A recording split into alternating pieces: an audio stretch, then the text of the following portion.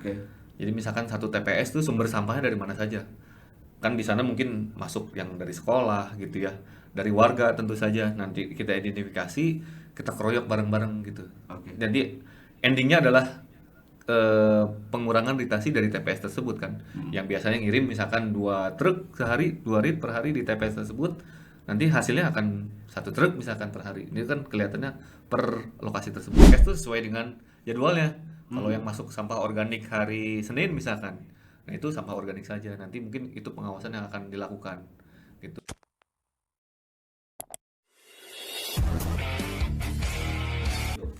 Bertemu lagi di podcast Koran Gala. Kali ini kita akan berbincang soal yang mengkhawatirkan sih sebenarnya. Di beberapa bulan ke depan kalau ini tidak diantisipasi, kalau tidak diatasi akan menjadi atau kembali menjadi bencana bagi kita. Soal sampah. Lagi-lagi soal runtah. Nah, hadir di podcast kita orang yang pas lah ya, kompetensinya pas. Mudah-mudahan bisa memberikan gambaran yang real ya tentang apa yang terjadi sekarang ini dan ke depan. Lagi-lagi soal runtah. Hadir di podcast kita Kepala Bidang Pengelolaan Persampahan Dinas Lingkungan Hidup Kota Bandung, Kang Salman Faruk. Damang Kang? Alhamdulillah saya Pak. Nuhun Kang Salman. Siap. Atur nuhun. Ya. Terus sumping di podcast Koran Gala Kang. Ada statement nih ya. Desember siap-siap, kalau tidak ditangani bencana sampah akan kembali terjadi di Kota Bandung. Seheboh, semengeri itukah persampahan di Kota Bandung teh? Iya, kurang lebih seperti itu Pak Oke, gambarannya. gimana? Ya.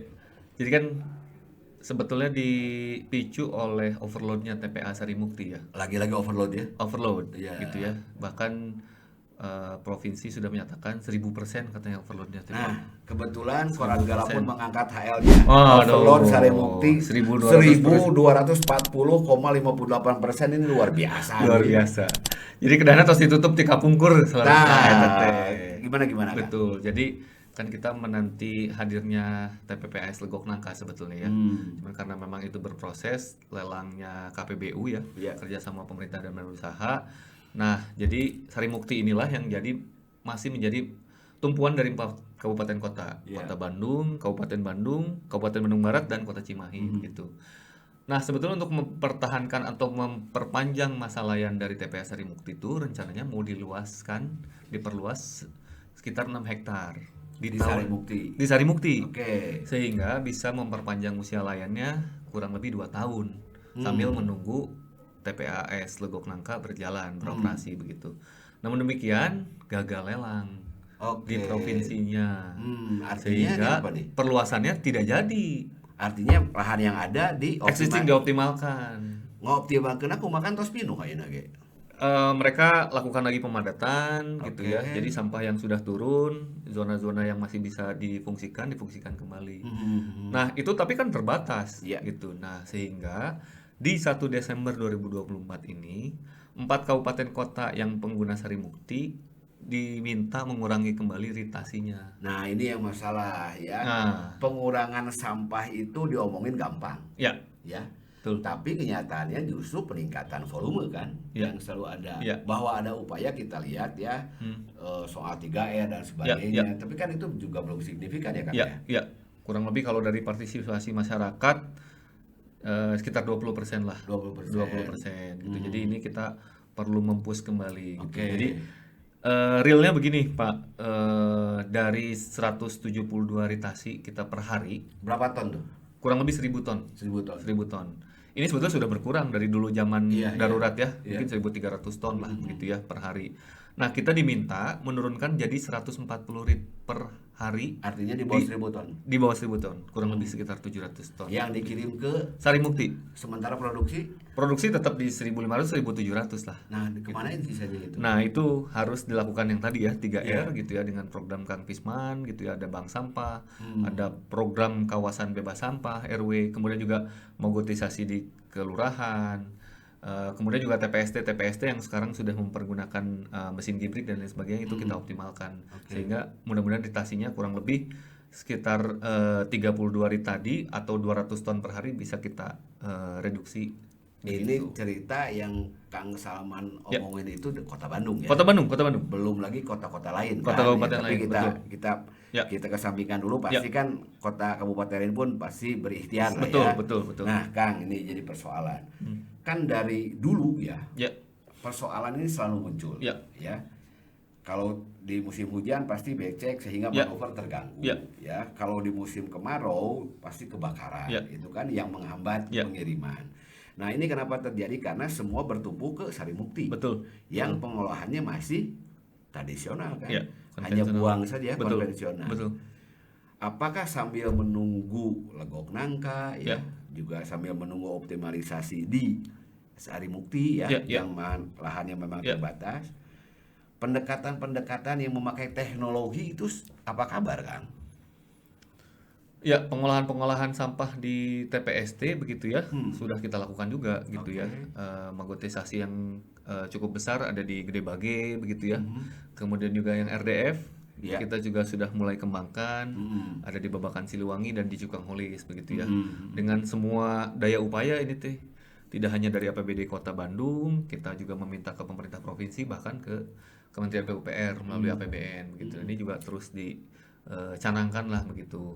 Yang terbesar kan rencana yang di Tegalega dan di yang Seret TPST yang masih dalam proses pembangunan.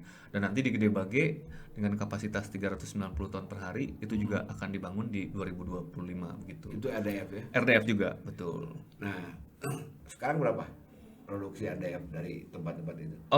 Sekarang mungkin baru 3 ton ya di Babakan Siliwangi. Hasil- RDF-nya ya. hasil- Dari input hasilnya Input sampah yang 10 ton. 10 ton. 10 ton. Ya, kurang lebih sekitar 30%-nya lah Oke. dari input sampah yang masuk menjadi produk RDF-nya gitu. Ya, tapi yang ke RDF itu masih presentasinya masih kecil ya. Masih kecil, daripada- betul. Dari timbulan sampah sekota Bandung lah. Iya, Betul, iya, betul. iya. Ya. Nah, Kang, untuk memperbanyak Ya. ya tempat-tempat pengolahan seperti itu dan untuk memperbesar volume ya Ya. sampah yang Ya, diserap, ya, kemudian juga RDF yang dihasilkan. Program apa sih yang sudah atau yang akan dicanangkan oleh DLH? Ya, tentu saja memperbanyak TPST-nya ya gitu ya. Pembangunan masih dilakukan, akan tetapi kan memang lagi-lagi keterbatasan lahan nih, Pak. Oke. Lahan di Kota Bandung sudah sangat terbatas sehingga untuk membangun TPST itu kita cukup sulit lah. Jadi hanya beberapa lokasi saja. Mungkin bisa ya di 5 atau 6 lokasi lah yang akan kita rencanakan gitu. Oke. Dengan kapasitas yang mudah-mudahan bisa lebih besar dari yang Babakan Siliwangi sekarang begitu. Kalau misalnya ada lahan di luar Bandung itu bisa dipakai. Sebetulnya bisa ya. Oke. Sebetulnya bisa. Tinggal kerjasama aja. Tinggal ya. kerjasama aja. Izin dari tata ruang dari kabupaten kota yang lokasi lahan itu berada. Kemudian nanti mungkin sistem lebih teknis ya. Pengiriman sampahnya, pengolahan di sana segala macam gitu. Iya. Oke, Ya. Kang nih. Yap. Baik lagi ya ke ancaman nih, ke Ya. ancaman kalau misalnya tadi ya kita tidak merespon dengan proper persoalan yang sekarang. Artinya di Desember Ya.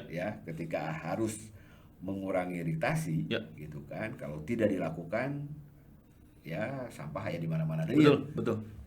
Nah, untuk mempush ya semua stakeholder nih Mhm. agar nanti 1 Desember itu benar-benar apa yang kita khawatirkan tidak terjadi, gimana Kang?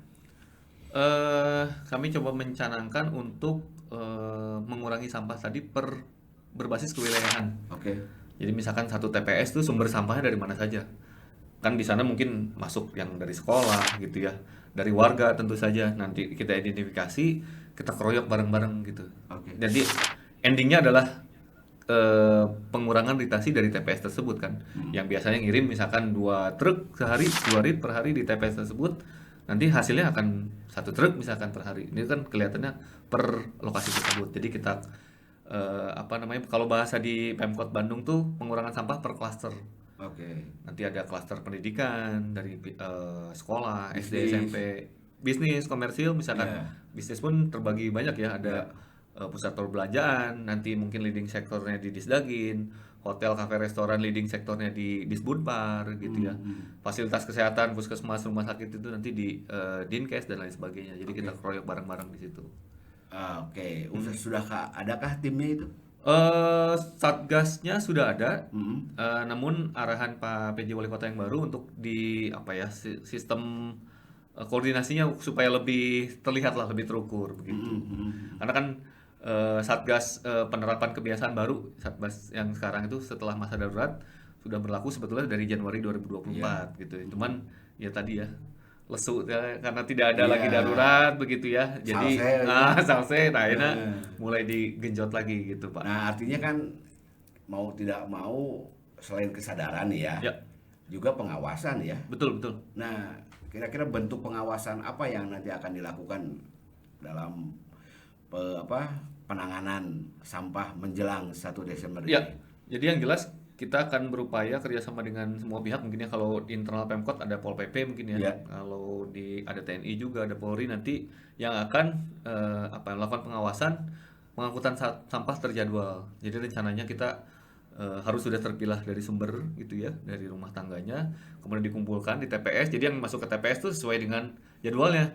Kalau yang masuk sampah organik hari Senin misalkan, nah itu sampah organik saja. Nanti mungkin itu pengawasan yang akan dilakukan gitu. Dan jangan sampai ketika di TPS dibatasi begitu ya jenis sampahnya kemudian volumenya, jangan sampai jadi ke jalan atau ke sungai atau tempat-tempat yang kita tidak harapkan lah sampah itu Nah, itu jadi. gimana kan ngawasinya? Nah, itu rencananya semua dengan pihak kecamatan kelurahan kita akan melakukan pengawasan lah Iya. langsung di lokasi-lokasi. Cuman teknisnya seperti apa?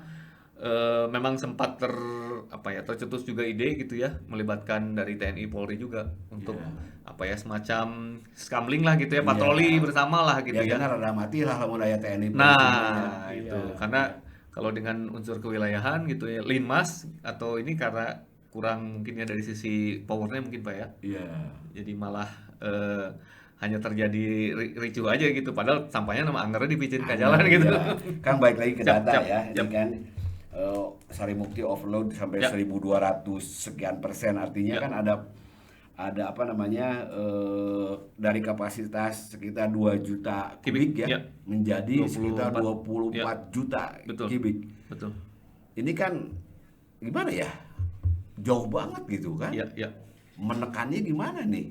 Ya. Kan tadi salah satunya yang diupayakan tapi gagal itu adalah penambahan Perluasan. luas lahan. Betul, betul. Nah, karena lelangnya gagal, Ya.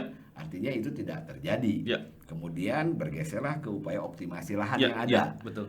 Nah, kalau nih ya antisipasi nih, di 2 bulan ke depan cuaca misalnya tidak kemudian Ya. mendukung upaya-upaya ini, gimana Kang antisipasinya? Mungkin kita akan melaksanakan dalam tanda petik memberikan edukasi ke masyarakat untuk menahan sampahnya dulu kelihatannya ya. Kalau memang tidak bisa dikirimkan langsung ke TPS atau ke TPA gitu dengan kendala tadi gitu ya. Atau kita juga sedang berupaya mencari lokasi alternatif Oke. TPA dengan kewenangan dari provinsi selaku eh, secara regional lah gitu ya. Kita sempat mengirim sampah ke Garut gitu ya. Inisiasi ke Sumedang juga sedang dilakukan juga gitu ya. Sebagai antisipasi kalau katakanlah Sarimukti kolaps lah gitu ya, tidak bisa beroperasi gitu. Iya, Itu juga salah satu alternatif gitu. Oke ya, sambil menunggu ya kenapa sih Legok Nang teh asal lila-lila teuing ya gitu. Padahal manfaatkeun we heula lahan anu aya. Nah, untuk perluasan Sarimukti ya sebagai Oke. informasi akan dianggarkan kembali di 2025 menurut informasi dari Pemprov Jabar begitu ya. Dan mudah-mudahan bisa mulai di Januari. Sehingga Juli 2025 itu bisa beroperasi yang perluasan yang penambahan yang 6 hektar itu gitu.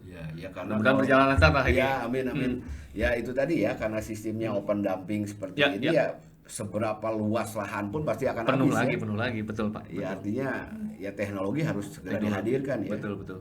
Ya oke lah. Sama Mangga Bilih ada pesan yang memang kita harus turuti apa nih?